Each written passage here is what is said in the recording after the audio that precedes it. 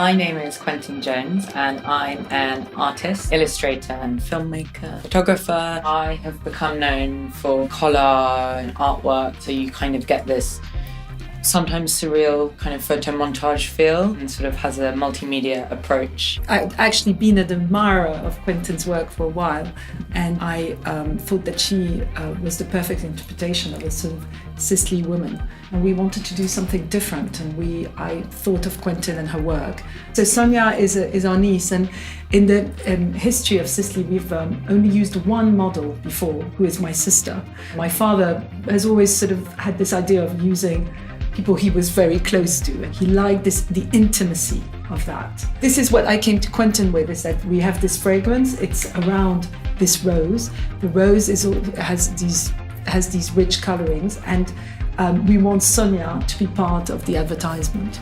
And I just thought it was such fun actually to start thinking about collaging roses and how you can pull apart a flower so it kind of feels naturally like layered parts of artwork.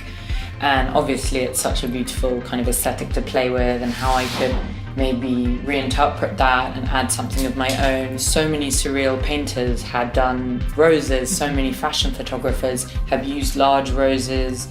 It was an interesting kind of dialogue to start thinking about how we could update that and have a kind of modern surrealist interpretation of the rose. And I think there's a parallel with that, with the fragrance. We really feel that Izia is a new interpretation. It's a departure as far as rose fragrances go. So the two artistic briefs meet at that point. We wanted to keep it kind of quite romantic. We wanted to keep the makeup very minimal and just work with kind of her beautiful fresh skin and like allow the hair to have a slight pre-Raphaelite feel without it being done. It needed to be effortless. And in the same way, the styling, it had to have that feeling of loose layers. And I think the colour of it as well really kind of works. It's sort of the muted pink, which allows... Yeah, you really wanted the muted pinks. The muted pinks, which allows the rose and the bottle to pop in the ad, which is important for the video, which is the next stage. She actually turns, so she becomes sort of a living part of the artwork rather than a still model. We wanted your writing.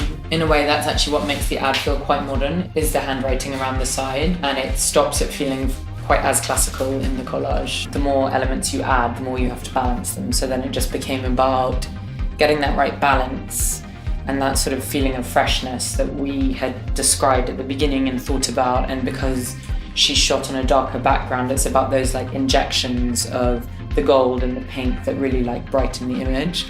And so that's why we added the extra gold ring at the back, so it ties in again to the box. As my father always said, that a fragrance is about mystery, and it has to enthrall you and bring you into a world. And I think that with this image, we create a world for the Izia woman.